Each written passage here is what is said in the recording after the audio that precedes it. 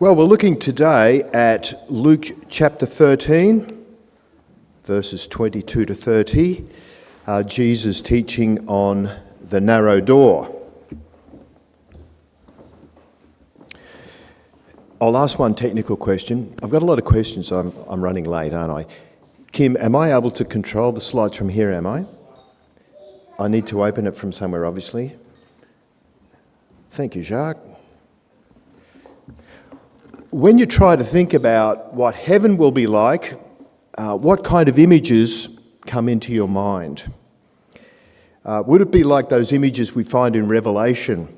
You know, the throne room, and on a throne is the Lord Jesus, and he's surrounded by 24 elders, and they're all there, and they're all worshipping the Lord. So, what about you? What image comes to mind when you think about heaven? Because we should think about eternal things every day, shouldn't we? And we should have in mind our destination. Where are we going? What's life all about? What's the end point? Because that helps us keep going each day. What goes through your mind as you think about eternal things? Remember, Paul wrote in Colossians chapter 3, "Set your minds on things above, not on earthly things." Well, we're looking today at Luke 13. I'll read it through. Yeah, good. "Then Jesus went through the towns and villages, teaching as he made his way to Jerusalem. Someone asked him, 'Lord, are only a few people going to be saved?' He said to them, 'Make every effort to enter through the narrow door, because many, I tell you, will try to enter, gets up and closes the door. You will stand outside knocking and pleading, 'Sir, open the door for us.' But he will answer, 'I don't know you or where you come from.' Then you will say, 'We ate and drank with you, and you taught in our streets.' But he will reply, 'I don't know you or where you come from. Away from me, all you evildoers.' There will be weeping there and gnashing of teeth when you see Abraham, Isaac and Jacob and all the prophets in the kingdom of God, but you yourselves thrown out. People will come from east and west and north and south and will take their places at the feast in the kingdom of God. Indeed, there are those who are last, who will be first, and first, who will be last." So that's our reading today. We're thinking about the narrow door. Where are we headed for? Jesus says we've got to move towards and go through a narrow door.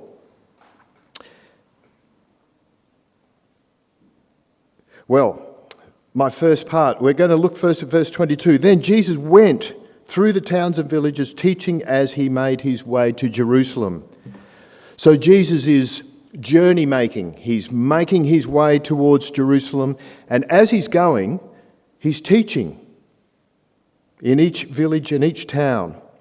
And remember, this is why he came, isn't it? He came to bring us the gospel, to bring the people of Israel the gospel of God. And his message was, the time is fulfilled, the kingdom is here, repent and believe the good news. And Jesus is not teaching so that their knowledge might be increased. He's teaching to make disciples. And his message is, believe, I am the Son of God. I am the one you should follow. I am the Saviour of the world. He's making disciples as he's going. Now, someone in the crowd in a village asks him this question, "Lord, are only a few people going to be saved?" So there's Jesus teaching in front of a crowd, and then someone has a question, are only a few people going to be saved? And that question seems quite negative to us, doesn't it? Here, 2,000 years later, with so many nations a part of the church now, we think, where's that question coming from? Now, if we were to read the religious writings of these times, There's a book they've got called Fourth Ezra, the fourth book of Ezra, a book from this time. It's not in the Old Testament, but it was often read by the educated ones. And in Ezra chapter 8, 4th Ezra, the fourth book, it says, "The Most High hath made this world for many, but the world to come for few." So many were created for this world, but only a few will be in the world to come. Now that's the kind of thing that the educated people of Israel, the religious leaders, that was the kind of thing they believed. It's just going to be us good, blessed, self-righteous, they would have said religious people who will be there in the kingdom of God. All the hoi polloi, all of you people out there, you probably won't be there. That was their thinking. And that would explain this question, wouldn't it? Are only a few going to be saved? That's what we're hearing. Are only a few going to be saved? Now, when people thought about heaven, what they would, we think about Revelation perhaps, or perhaps an image we've seen in an artwork or a photograph. But the people of the Old Testament often thought about this reading from Isaiah 25, which I read before, and we'll have a quick look at it now and again. I just notice how it's all about all the peoples. It's not about a small number in heaven at the Messianic feast, at the feast of the Christ. It's about a large number. On this mountain, the Lord Almighty will prepare a feast of rich food for all peoples, a banquet of aged wine, the best of meats and the finest of wines. On this mountain, he will destroy the shroud that enfolds all peoples, the sheet that covers all nations. Isn't that a wonderful promise? And that's where we live, isn't it? He will swallow up death forever. The sovereign Lord will wipe away the tears from all faces. He will remove the people's disgrace from all the earth. The Lord has spoken.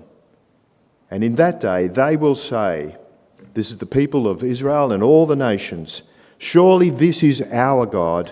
We trusted in him and he saved us. This is the Lord. We trusted in him.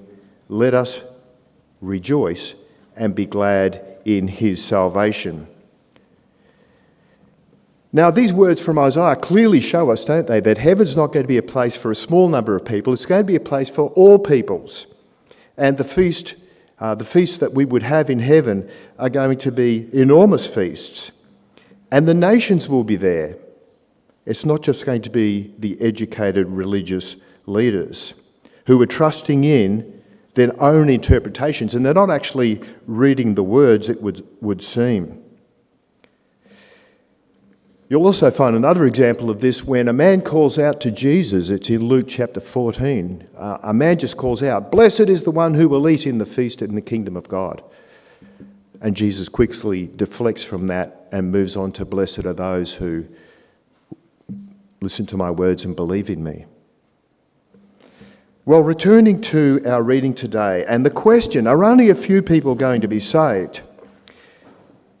He said to them, and this is verse 24, "Make every effort to enter through the narrow door, because many, I tell you, will try to enter and will not be able to."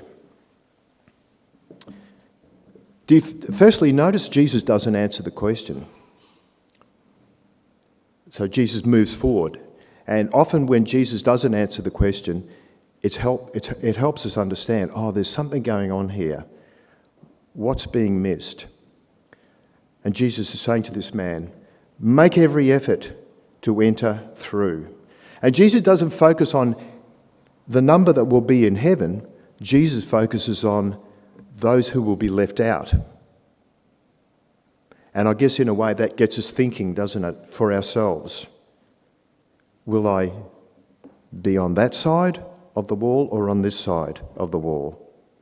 And Jesus is telling us there will be lost, and he tells us why they will never enter his kingdom. Make every effort, strive, struggle, fight to get in. the narrow door, because many will try to enter and will not be able to. They'll try to enter because they didn't enter at the right time, did they? And no one should assume they have a place at the feast just because they're a religious keeper of the law. Make every effort, Jesus is saying to his crowd. Remember, he's speaking to the people of Israel. Make every effort to enter through the narrow door. In Matthew's Gospel, he gives us more there, a different time. Follow the narrow path that leads to the narrow gate. And remember in John's Gospel, in John chapter 10, Jesus says, I am the gate for the sheep. The sheep who enters through me will be saved. John chapter 10, verse 9. The sheep who enters through me will be saved. That's how we strive to get through the narrow gate, isn't it? And it's a narrow door. It reminds us we can't bring anything with us. I figure in most big towns there might have been a wall. There would be a large opening where you could bring your vegetables to the marketplace, and narrow doors for when you're just going in and out. Jesus is saying, you're not bringing your stuff with you, are you? We're not bringing our record collection or our collection of wonderful guitars for Terry, but Terry's not here. None of that was going with us. It's staying here, isn't it? We're going to go. We came naked. We're leaving naked. We come just as we are. Simply to thy cross I cling. So God has set a narrow way before us. A narrow door leads into the kingdom. But it's not hard to get through the door. You just make sure you enter before the Lord closes the door. And it's a man-sized door. It's a woman-sized door. But it's a Jesus-shaped door, isn't it? God has given us a door. We can get into the kingdom, can't we? We've got to enter through the narrow door, the Lord Jesus. And we've got to be intentional. Am I doing that? Have I done that? We've got to be focused. It's a narrow door. I can't go in and I can't get to the door and say, Lord, I'm a Hindu. I believe in 2,000 gods and I've been very religious all my life. We have to face the Lord Jesus, don't we, at that narrow door. We have to be decisive. We have to make a decision. We have to be disciples of the Lord Jesus. He is the Lamb of God. Everyone's invited to the feast. We're all invited. No one who wants to be there will miss out. Go to the narrow door. Just make every effort to enter. Now, I'll just remind you again, Jesus here is speaking to the people of Israel. He's speaking to, and let's remember, he's speaking to a people who come for healing. They come perhaps to have bread again, bread and fish. They come to see the amazing things Jesus is doing. They come to hear his authoritative teaching, but they're often not coming to put their faith in him, are they? So Jesus is warning these people, especially the self-righteous, wealthy leaders, that on the last day, on the day of the Lord, the narrow door will be closed. And then you will not be able to enter. Because many, I tell you, will try to enter and will not be able to. So Jesus is revealing the future to us very clearly. We will see it on the last day. If you've entered through the narrow door, which I trust you all have, and if you haven't, today's the day to enter through. We who have entered already are on one side. Everybody can come through now. But on the last day, Jesus comes like a thief in the night, and he will close the door. Verse 25, once the owner of the house gets up and closes the door, you will stand outside knocking and pleading, Sir, open the door for us.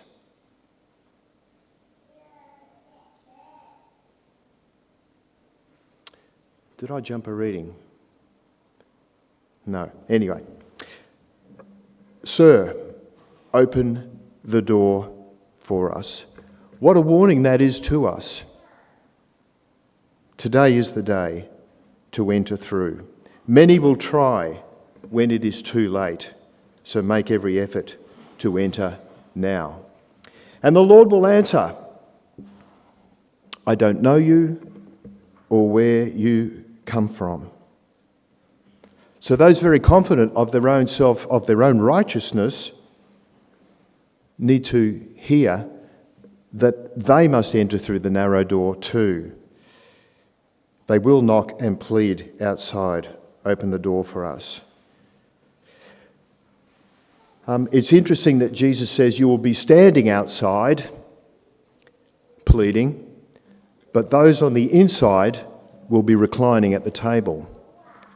You will stand outside and knock, but on the inside, the people of God will be reclining at the feast of the Christ.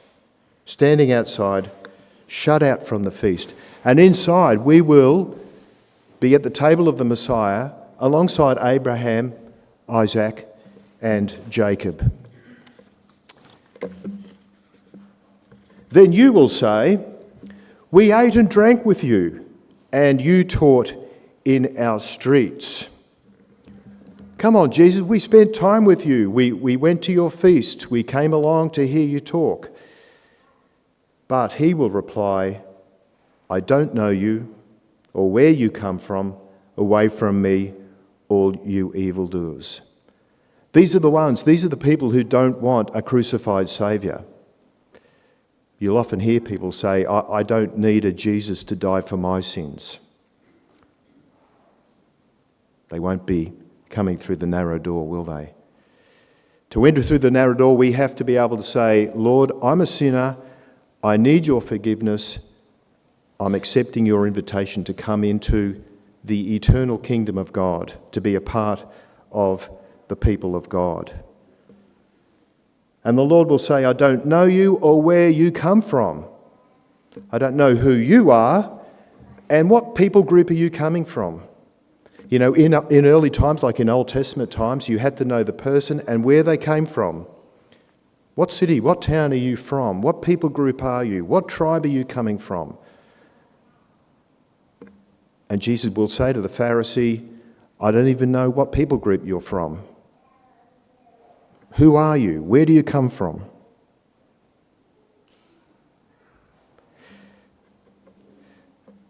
I was sitting in the lunchroom last year where I work, and there was an Indian Christian lady there, and next to her was a Nepali, I guess a Hindu kind of faith. And the Nepali person was talking about their religious festivals in Nepal, and the Indian Christian was listening, and we were all listening at the table. And then the Nepali said to the Indian lady, well, you know, what's Christianity all about? And the Indian lady said, well, Christianity is just a relationship with God. And of course, you could add there, it's a relationship with God through the Lord Jesus Christ. But it's that simple, isn't it? It is a relationship with God. We're not coming to God and saying, I've been a good person all my life. I always gave to charity. I always was helpful to my neighbours. That's not enough. We have not made God our best friend, have we? We have not loved God with all our heart, soul, strength and mind. And we must come to God through the one he has provided and freely enter through the narrow door. And then Jesus gives us this sobering vision of what we will see and what they will see on the last day. There will be weeping there and gnashing of teeth. Now notice he says, when you see. And it just reminds us, and I think people forget this, that the resurrection will be for the lost and the saved. We all will rise. We all will rise and will be divided by the Messiah. And those who are lost will see the glory of the kingdom.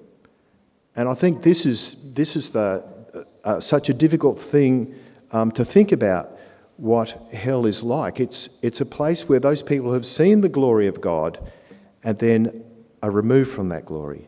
You will see Abraham, Isaac and Jacob and all the prophets in the kingdom of God, but you yourselves thrown out. What a devastating thing for a Old Testament believer to be told. All my life I've trusted in the fact that I am a child of Abraham, Isaac and Jacob. And now to be told that on the last day I will not be at their feast. And then think of how radical think how devastating these words are to a person who thinks that keeping the law will be enough. People will come from east and west and north and south and will take their places at the feast in the kingdom of God. In other words, us, the people of the nations, the people of the islands, the people from all over the world will flood in. And we think now, well, where's the narrow door now? Well, there's enough for each of us to come through. But Jesus is saying to the people will come from all over the world into my kingdom. Just as the Old Testament promises. So often, don't we read in the Psalms, all the nations will sing before the Lord. And you wonder why Jews don't ask themselves more often, when is this going to be, Lord, that all the nations come and put their faith in our Messiah, and where is the Messiah? So often in the Old Testament it says all nations will come and will be part of the people of God.